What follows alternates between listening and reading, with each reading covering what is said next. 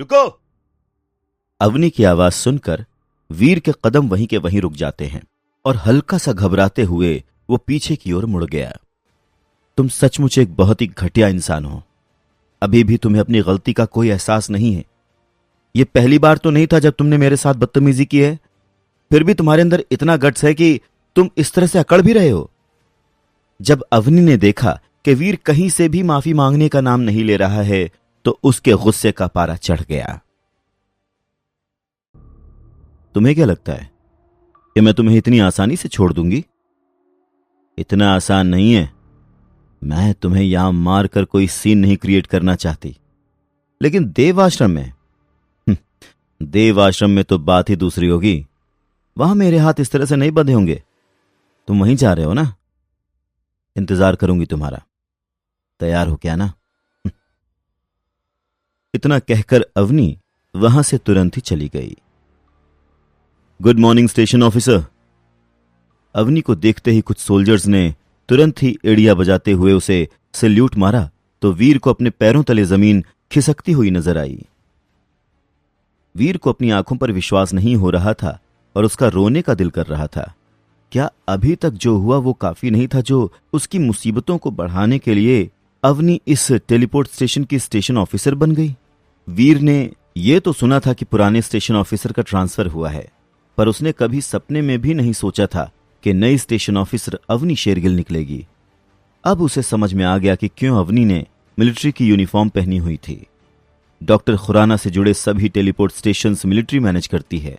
हर teleport station पर एक brigadier assign किया जाता है और स्टेशन ऑफिसर उस ब्रिगेडियर का चीफ एग्जीक्यूटिव होता है। इसका मतलब अवनी की पोजीशन अब टाइटन में और भी ज्यादा मजबूत हो गई है। पता नहीं क्यों, पर वीर को यह सब देखकर अच्छी फीलिंग नहीं हो रही थी। स्टेशन ऑफिसर के रूप में अवनी को वीर के घर के बारे में सब कुछ पता चल जाएगा और यह अच्छी बात नहीं है। अनफॉर्चुनेटली पूरे टाइटन में यही एक टेलीपोर्ट स्टेशन भी था, यानी कि वीर चाहे या न चाहे पर उसे इसी टेलीपोर्ट स्टेशन का इस्तेमाल करना पड़ेगा। जैसे ही अवनी अपने ऑफिस के अंदर गई, वीर तुरंत ही देवाश्रम के लिए निकल गया। अभी तक तो अवनी की वजह से उसका सिर्फ देवाश्रम के अंदर रहना मुश्किल हो गया था, पर अब तो वो देवाश्रम के बाहर भी चैन से नहीं रह पाएगा, क्योंकि जब भी कभी वो घर जाएगा अवनी उसे इसी टेलीपोर्ट स्टेशन पर मिलेगी। फिर तो बस अब एक ही रास्ता बचा है।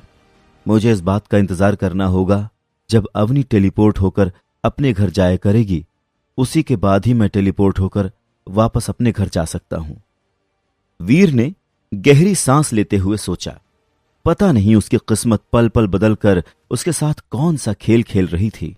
कहीं एक पल में चमकने लगती है तो अगले ही पल फिर से खराब हो जाती है। ऐसा लग रहा था जैसे कभी खुशी कभी गम लाइन उसी के लिए लिखी गई थी। तभी तो एक पल उसकी किस्मत उसे इतनी खुशियां देती है और अगले ही पल कोई ना कोई मुसीबत खड़ी कर देती है। अब आने वाले पल में वीर की किस्मत कौन सा मोड़ लाएगी, ये देखना दिलचस्प होगा।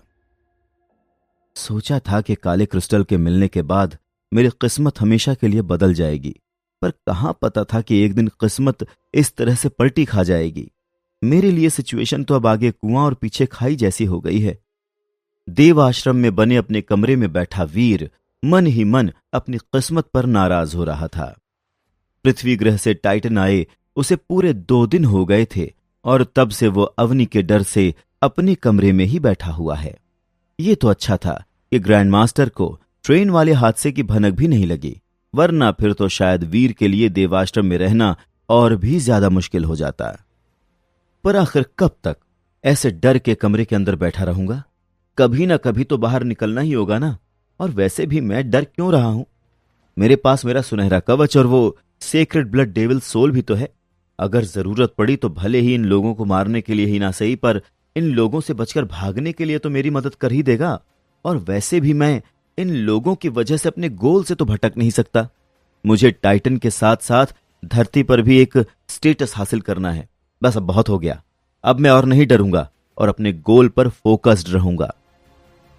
यह फैसला करते ही वीर अपनी जगह से उठा और बाहर जाकर शिकार करने की तैयारी करने लगा। पर शायद उसकी किस्मत अभी भी उसके साथ हाइड एंड सीक खेल रही थी।